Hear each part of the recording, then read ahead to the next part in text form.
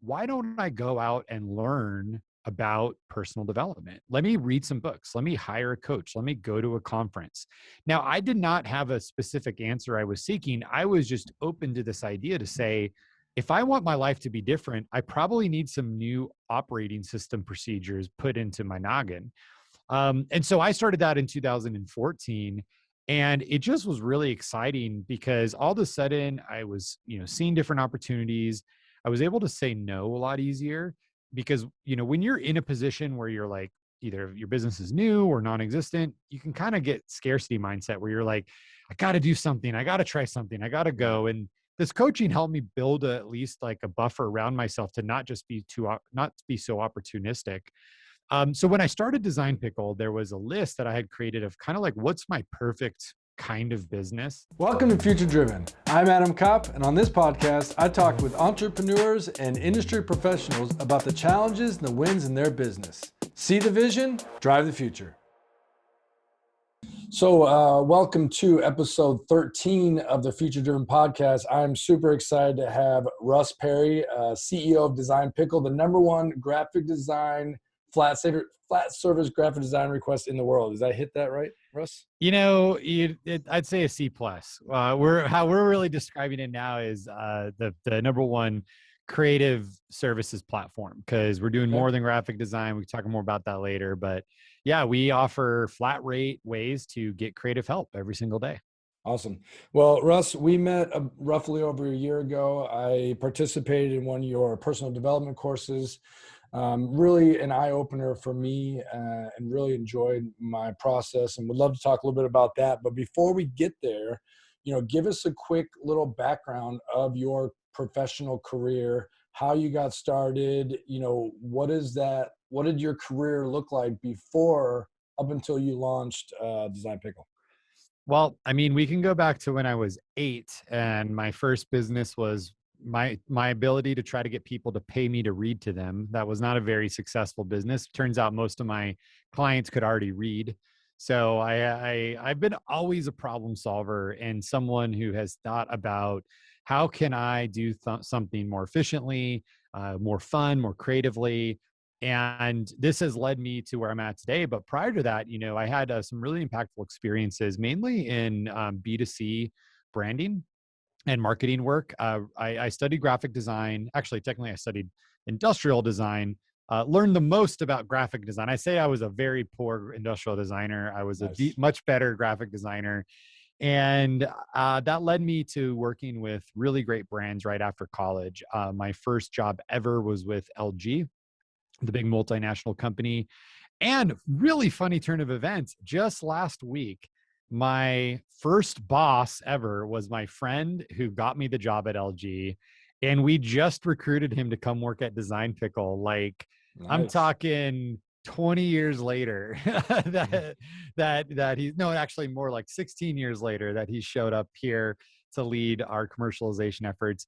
But that, along That's with awesome. a lot of work at Apple, was a eye opener in terms of marketing, messaging, branding at a consumer level. And so I was able to work during the tenure of Apple when they launched the iPod and the iPhone, almost to the iPad, although I left before then. And so that was just then what I took from my knowledge, jumped over to the agency world, tried to be more of a branding, marketing, consulting agency. Was not very good at that either. And over my misery, kind of closing those businesses in 2014, I started consulting and found myself in a quote design pickle, pun intended, Yep. where I was able to, like unable, that is, to find creative talent in a really easy way for my business. Like, it was like I didn't want to hire people. I didn't want to go through the rigmarole of a marketplace. And so inadvertently, I sort of created a self-service system for my consulting clients, and focused on what my agency's clients were actually the most happy about. Like, my agency clients were most happy usually when I got them like a brochure really fast. Like, I would do this whole branding project and this whole big reveal and this like 4-month long thing and be so stoked. And they'd be like, oh, thanks. And then a week later, I would do like a trade show graphic in a day, and they'd be like, "Oh my gosh, that was amazing! Thanks for designing that for us so fast." So Nice. I just leaned into kind of what I felt was the value, which was quick, affordable, good quality design. And yeah, 2015 January, we launched Design Pickle. We're a global company now, 13 different countries, 4,000 clients, 700 team members, and we're helping everyday people just get the designs that they need for their business or brands. Awesome, man. Well, it sounds like all of those steps led you to where you are today, which is, ultimately probably what you were looking for anyways. So when you say 13 countries, what does that mean? You have customers in 13 countries, or you have offices? Great question. Actually, we probably have customers in more countries than 13, but Yeah. our team is located in 13 countries. So our company's kind of two parts. We have our headquarters team, which is more what you traditionally think of our employees and sales and marketing and everything there. And then we have what we call our subscription workforce. So this is our global contractors that work for us. And they are actually we're in 13 different countries. So we have creatives from Latin America, Asia, Africa, Europe, and people choose Design Pickle to for us to be part of their growth as a creative. Our model is really unique, whereas on most marketplaces or freelancing jobs, you're paid by the hour, you're paid by the job. We offer essentially full rate contracts. So we give the pay of what would typically be a full-time job in more of that, flexible work model. So we love it because our team is super dedicated to us. Our creatives, many of them work for us exclusively. And then from the client's perspective, they access global talent at a much more competitive rate than most of the markets where we're in, where we have most of our clients, which would be like United States, Australia, United Kingdom, and so on. Okay, great. So I've been a user for 2+ years, I think. I can't remember, somewhere in there. And Thank you. yeah, and that's how I originally, led me to you on the coaching side as well, was because you guys are running a big push for an annual subscription. So I just kind of bit the bullet there, and then now, of course, I'm hooked in because I don't want to lose that subscription price, right? Yeah. So but what I find very valuable, in addition to everything you just mentioned with all the different variety, was all my assets are in one place. And so Yeah. there's a big value there to be able to go back, search, find something. And I can tell that you're adding more searchability and function like that, which is, I'm sure, is in your roadmap. Yeah, and this is an inadvertent value. Like, I can be honest, we didn't anticipate that. Was never in my mind as like, hey, let's create a home for everything that people would create. But as people have reached 1 year birthday, 2 year birthday, 3 year Yeah. birthday, they're finding, wow, this is awesome. Like, I can go back and find my files. I can see what I did a year ago. I can riff on that. I can do something new. And so we've been learning a lot with the product. It's like, wow, if we push more people to view this as their kind of creative hub, Yep. it's way different than, say, like a Google Drive or a Dropbox. Because at the end of the day, when you have your files there, all you have is the end product. You don't know who designed it. You don't know what it was for. There's no metadata. There's no context. There's nothing there other than just here's a PDF or here's an Illustrator file. So especially also if you have a bigger team and you might have team members that are coming in and out, coming and going and leaving in the company. Imagine a new team member, they log on and they get the Design Pickle account and they go back and they can see the history of all the requests from the person that they replaced. Wow, there's so much Yeah. value there. But it has been like a light bulb moment in hindsight that now we're trying to make more of a priority, sort of one of those accidental discoveries in terms of the value. Yeah.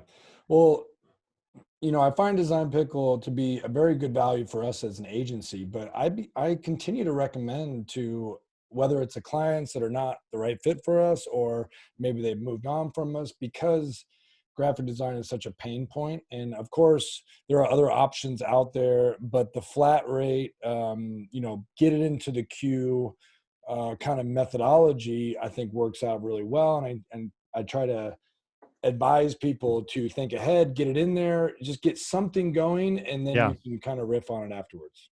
Well, and think about it this way. Most people are penalized for riffing and ideation and creative Right. exploration from a financial standpoint or time. Like, hey, if you're being billed by the hour, by the project, you don't have the luxury to just like, hey, give me some ideas, let me see what's going on. And also, if things take 2 or 3 weeks just to get one concept, similarly, you don't have a lot of runway to just have fun. We aim to deliver things in a business day or two. It may not be the complete project, but at least you'll get an idea where we're headed. And again, because it's flat rate, you can riff all day long. Like, I send so much random stuff to my Design Pickle designer. It's actually kind of embarrassing when I do product demos with my account, because they Yeah. see all these like goofy fake rap album covers and other things that I do for friends. But I'm paying the same no matter what. Like Yeah. I have a free account as the CEO. I don't actually Yeah. pay Design Pickle, but you know what I mean. Yeah. Like, so that's what's the beautiful part about our model. And I think if I'm talking just kind of the small business owner in general, one of the most disruptive things we did as a business is think about a different way people can buy. And that's to us. Like, I didn't change graphic design. We're not using some crazy new tool. Our designers are really good, but are they the absolute number one designers in the world? They're not. So what we did is we innovated the way consumers buy. And I feel like so many businesses miss that opportunity. You don't have to do something different or crazy. Just make the experience or the buying experience different. And that can be your competitive advantage.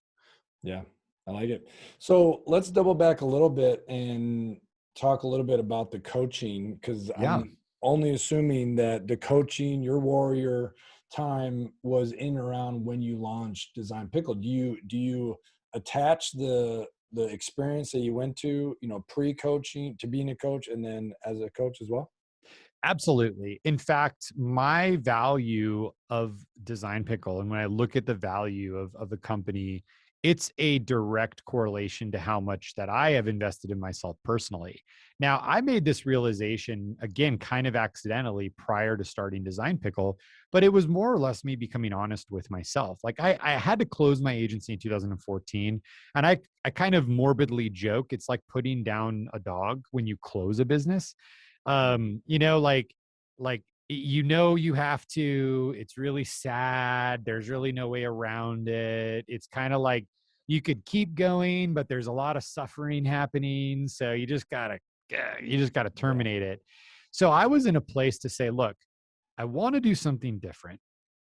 My brain is the same brain today as the brain that created my current situation.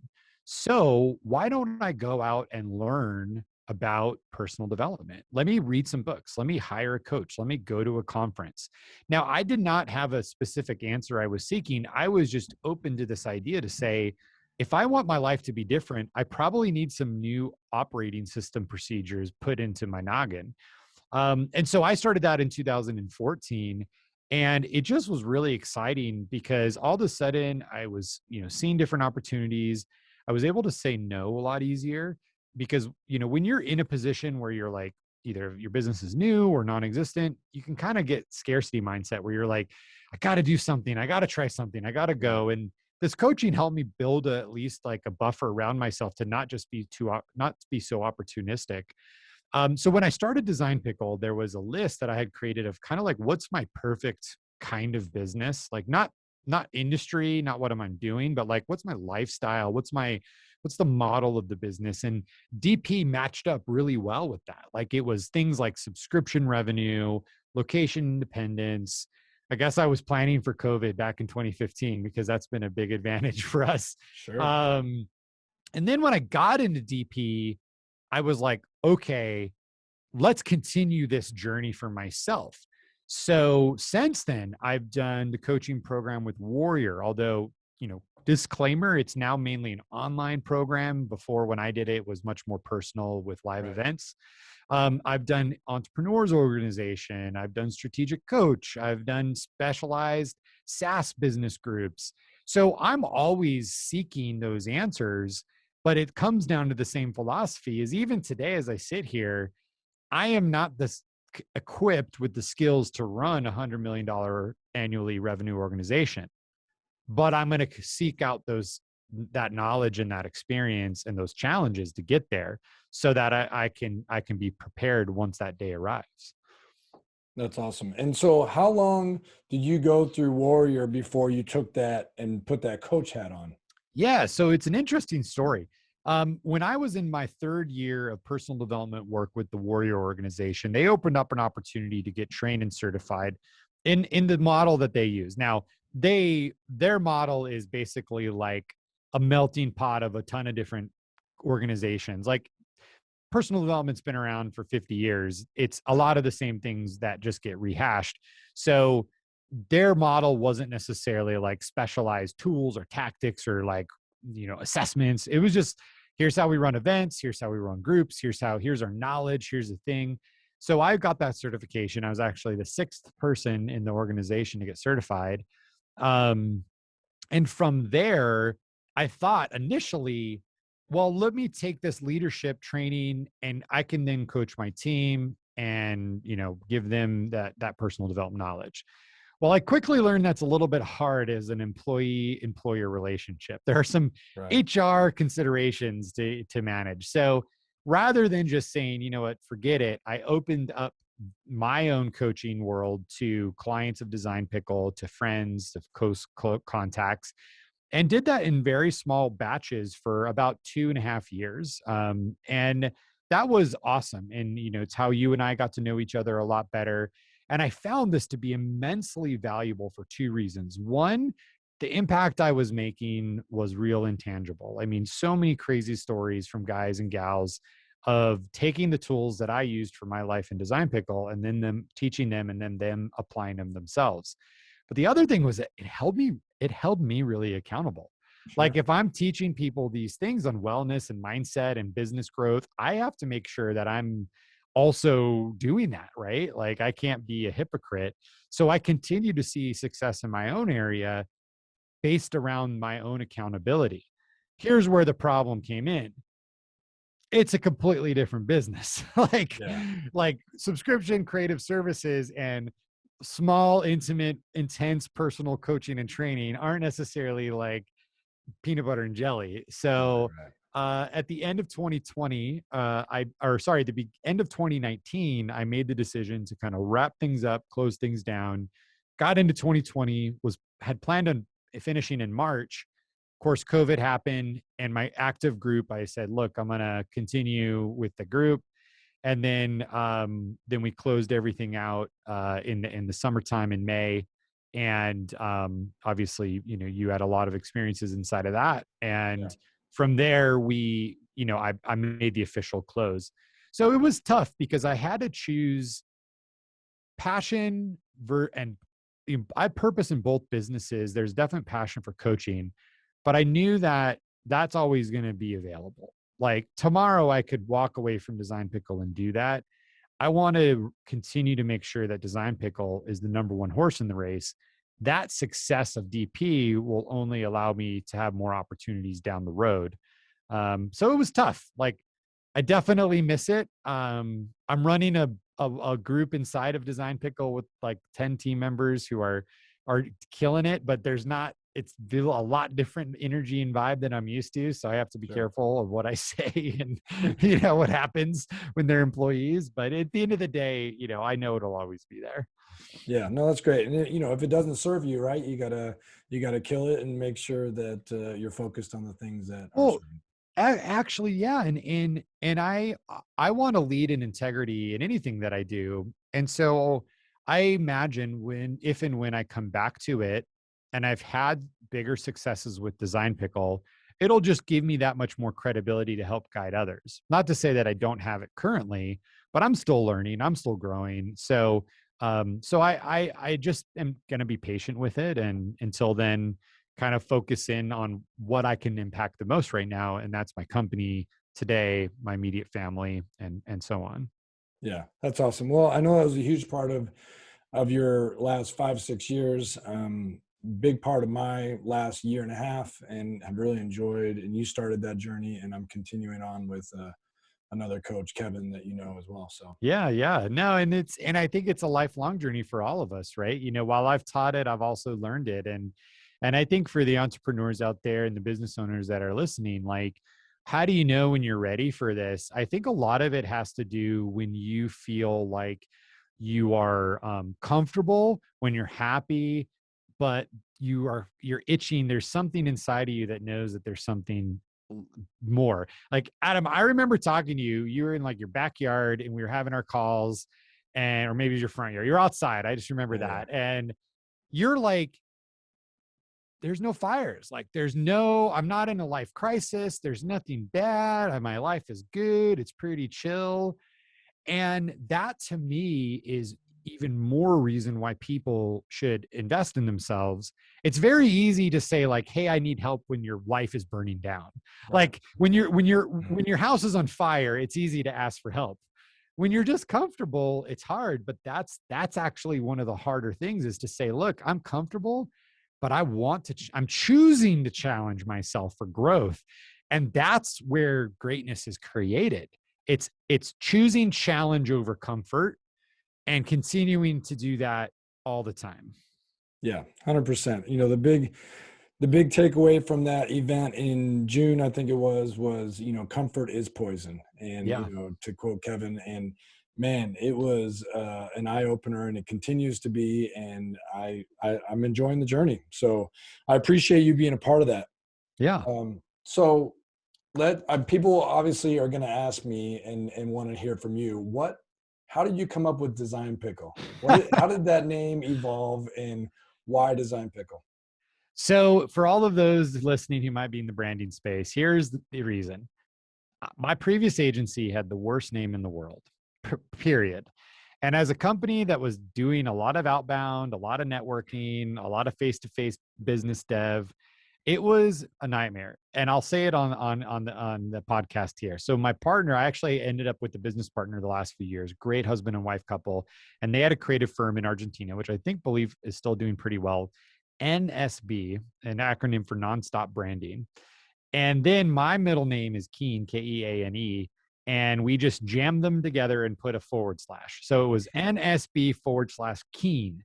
Now, if you're watching my lips, you're watching the video, you're hearing this very clearly, you might be able to get it. But otherwise, it's a mouthful of soft consonants and it's Right. impossible to say. It means nothing. We thought we were cool at the time with this like big multinational agency sounding name. And so after that, I was like, I just want something so simple. No one's going to mistake it. It's easy. I'm doing design. I love fermented foods. Design sauerkraut is also going to be hard to spell. So like, let's go with, and searching domains. Oh my gosh, designpickle.com is available. Bye. And Nice. that was it. Now, in hindsight, there's the phrase, you're in a pickle or you're in a design pickle, that Right. came about. And Right. most people think that's where it started, but it truthfully was just me being sick and tired of having to spell out like military style my business name every single time I talk to somebody. Nice. Yeah, that's a good story. And no, I mean, it's memorable. You don't have to spell it. You remember it. It's easy And, to. and people have an emotional response to pickles, maybe Sure. bad, maybe good. Like I've heard, it's funny is I've heard more stories of people who don't like pickles because of a terrible older sibling. Apparently older siblings love to torment their little siblings with pickles and make them eat them, or, do funny things, but people remember it. And even if it's a bad experience with pickles, they have a story about it. They know Yeah. it. They like think about it. Like, so I think sometimes with branding, people overcomplicate it and they try to be too creative. They try to overanalyze it. But at the end of the day, like, your brand is just an entry point for everything else. So if that entry point requires too much explanation or is too clever, then people aren't going to even make it through the door. And I learned that the hard way. So now it's Design Pickle. Our logo is a hand-drawn pickle with a smiling face, and we just let it roll. And you drew that logo, is that right? On a moleskin notebook with green felt tip marker. Yep, and I still have the original scans. Nice. And with all the design resources you have at your fingertips, you're gonna keep that simple and keep it in that hand-drawn vibe? So this is actually a pretty big debate inside the company. There is a faction that wants to rebrand. I think the pickle will always be like a Mickey Mouse type character. We're always going to have it around. It's going to be on merch. It's going to be present. It's going to be front and center. I do feel like at some point I'm gonna get outnumbered and or just they're gonna rebrand without my permission and we'll modernize it. But you know, we got a ways to go. It's not a big deal right now. Nice. Well, congratulations on 1 million requests that you just Thank passed you. that marker. Yeah. That was last week actually. A group out of Dublin, Ireland, who has a stress and anxiety company and an app dealing with that, and they were super stoked. But yeah, we hit 1 million requests. I had to do a hot sauce eating challenge to celebrate it, where I ate hot sauce of 1 million and 9 million Scovilles, which is Nice. basically eating like pepper spray, like just how I describe it, like you're eating mace pepper spray. But yeah, it was a great milestone for us as a company. It was huge. That's great, man. So that took you what, 5 years? So years 1 through 5, we did 500,000 requests total. Okay. And in years 6 plus 2 months, we did another 500,000 requests. Wow. So yeah, we did more in a year and a couple months than we did in the first 5 years of the business. And is that just simply based on your number of customers? Yeah, I mean, we're growing. Everyone's requesting more. You know, we basically see a natural growth of our usage. I think today we're around 12 to 13,000 requests a week that we're delivering and procuring. So it's quite an engine of creation. Okay. So, when we started out, you said you're more in graphic design. I think that's your entry point. Give us a little bit of the current scope of what you have. I Graphic design, custom illustrations are the two big ones that I know of. Yeah, so custom illustrations was our first foray into more specialized services. It's, for most people who understand it, you get it. If you don't, it's highly original work. It's work, basically from blank canvas, sketches, drawings, illustrations. And it was a natural test for us because our platform and our system, the workflows are very similar with graphic design and illustration. So we didn't have to do much on the product side. We're actively working on 2 new services, specialized services. One is a huge um, demand. We've been getting it for years and years and years and years, and that's motion graphics. Yep. So we actually have an active pilot going on with the motion graphics team and clients, and it's crushing it. We had to turn off our beta requests after 2 minutes of launching it because we had so many inquiries. Nice. And then the other is actually more another specialized version of graphic design, presentation design. This is actually something we get a lot. Both of those require a lot more from a product standpoint. So the workflows, the feedback, the iterations. So what we're doing is it's called a low code pilot, where we're actually doing these pilots outside of our core software platform with just a connected tools and third party software. And then once we understand the use cases, all the data, how people are using it, we'll create the engineering scopes to update our what we call Design Pickle platform, or DPP. Yep. So we're expecting to launch those this year. I can't tell you when, probably the second half of the year. But those will be really exciting because now, our vision is you can come to Design Pickle, build your team, work with us across deliverables. All those creatives can work together. It's managed by the platform, and it's super seamless. Just really, really from one thing to the next. You're not having to go out and find, but a creative or start over, or the continuity, like retell your brand, retell your story. So we're excited on that. I've been getting requests for motion graphics from like the second week we were in business. So I know it's going to do great, and I'm excited to push that out. And where we go from there, who knows? We're looking at things like copywriting. We're looking at things like 3D modeling and architecture drawings. Trying to still stay within creative services, not so much get into like marketing services or business services, but just stay within that core for now. And all with the same premise of unlimited requests with the ability to, get unlimited revisions and so forth. Yeah. Yeah. And, just a caveat for anyone listening, it's a limited request. It's basically flat rate, but there is limited time in a day to get things done. So Yeah. unlimited requests doesn't mean instantaneous delivery. Those are not like connected. So when you sign up, you have a designer working for you, and he or she is working with maybe 5 to 10 other clients every day. So we have a model where you can just get part of their day. You can add subscriptions to basically buy out more of their day, but to your question, all of these services are going to have the same model. So you're not penalized with, do I use it? Do I not? How much is this going to cost? You just know what your bill is. And truthfully, what we've discovered, if people use it 2 or 3 times a month, in time saved and money saved, it more than pays for itself. Yeah, I would definitely agree with that. Just because, a lot of times I'll fill it up and with something that might work or might not work, but the ability to try something without putting stress on the internal team, and then allows us to start something creatively, and then we can either use it and run with it internally because all the source files come with, but also, it might be giving us something completely different than we weren't even thinking. Exactly. Yeah. And if you're a creative services group, like that's what I find is awesome is you can use our services as a springboard, like you're saying. Yeah. Let me try this. Here's what we did. Give me a couple other options. Let me see this.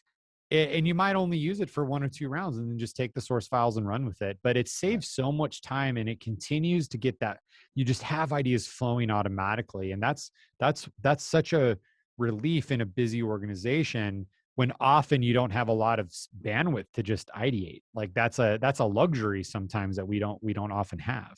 Yeah. And we've been for our company, we've been using it more as like a production type thing. So logo redraws, Yep. simple photo editing. Hey, here's a style we like. Can you roll it out amongst all of these things? Like that's been a huge value. And we're just on the standard plan. I know you have a pro plan, which provides US based designers and more connectivity during the Yeah. hours. No, always international. Just your designer's now available real time 9 to 5 in your Slack. Got it. So it's designed for companies that might want a little more iteration. They want to chat. They need stuff more real time. That has a same day delivery model. So we always try to turn around concepts the same day you request it. So Cool. that's the pro plan, which is $1,000, and then our scale plan, which is a new name for what you're on. That's now $500 a month. Got it. Well, it's been a huge value for us, and it's one of those things because you're a flat rate, you can put it into the budget, you know what you're getting, and then you can start to. I'm always pushing my team to make sure there's something in the queue. I'm like, I Yeah. don't care what it is, just get something in there, get it moving, because we want those ideas to keep flowing. Well, and again, my product team's gonna get a little pissed at me, but I'm gonna share some things we're working on. We're actually working on, like it could be a year out, maybe. Actually, we're building a recommendation engine. So the idea is that we actually start automatically queuing and recommending projects based on what your business is, based on what you're doing. Nice. So we hopefully will have robots taking that job over eventually for you. So your queue will always be busy Nice. based off of what you need plus what we think you'll need. So you told us a little bit about what you have planned for the future, but so motion graphics, potentially copywriting. What other, if you could kind of predict what you'd like to be, what does that look like the next couple of years? I think we'll only introduce a handful more of creative services. I think for us, when we look at the market of those creative services, when you add up motion graphics, graphic design, 3D work, I mean, that's $100 billion plus total market share. So Yep. we we don't need to continue to go on into other spaces. I think for us, it's really evaluating and making sure our platform is evolves. And the term we're using to describe what we're building is a creative enablement platform. So eventually, what we want to see is the ability for clients and creators to use our platform to more accurately get what they need and in a faster way. And a great example is, for example, if there was more of like a concept or mock-up capabilities as you're making a request, so you could find, say, a template that we have in our libraries. You can provide clear feedback around what you want. Maybe there's some AI and machine learning tools that could recommend certain things for you. And by the time that request is compiled and sent to your creative, there's no uncertainty around what it is you're looking for. And this to us is where we think that we'll really, grow to just a global organization is we're not interested in just connecting you with a creative and saying, hey, go figure it out. It's like online dating. Like online dating does a great job connecting you. for the record, my only online dating was I asked for my wife's phone number on MySpace. That's the only time I've ever online dated. But from what I hear today, it's, Yeah. it's algorithmic, they match you, but then it's like, good luck, like go figure it out. Like we hope it works. And that's how marketplaces work. That's how agencies work. That's how all these, companies like W-2 employees, even you find someone, then like, good luck. We're really looking at the way people create and how can we implement enough technology inside of that to where people will come and use our platform. But for example, one day, Adam, you will be able to use our platform with your own creatives, and the system and the tools and the technology will be available to your creative ecosystem that you're creating. And if you need creatives, great. We have, thousands of them you can add on. But that's the future of where we're going with our platform, is it's really changing the way people manage the process of creativity to get from idea to actuality. So our roadmap, our teams that we're building, everything is being optimized for that. And I'm really excited for what's ahead. I mean, it's truly, there's nothing like what we're doing, nothing exists in the marketplace like it. That's awesome, man. Well, one of the main goals that I had of coming through your Expand program was to build a subscription model. So Yeah. I'd love to kind of get your feedback. You mentioned you went through the Matic guide. What's your, reaction to what we're building there? I think it comes back to what I said earlier in the podcast is if you could disrupt the way people buy and the way you deliver value, even if that end value is the same kind of thing you're selling today, that's what's really going to make difference in the marketplace. So, I'm really excited for what you're creating. I think at the end of the day, I don't know if I'm like tips or advice is just like Yeah. make sure that you just start small and really over deliver on the first round of folks that come through. I mean, at Design Pickle, we had 30 clients our first month, which to me at the time seemed insane. And like, how are we going to handle it? And we really didn't push on marketing. A, we couldn't really afford to, but B, I wanted to make sure that we did a really, really good job with those clients so that we had a good base of referrals and testimonials. And so with the launch of anything new, including your subscription program, don't be too eager to blow it out of the water with your launch. Like focus on a small cohort. We do things a lot where we'll, like I mentioned with motion graphics, we'll do private betas, private tests, things where we can get the data and the results first, and then we adjust. Like, what was your expectations? What did you end up getting? Were they met or not? Were they exceeded or not?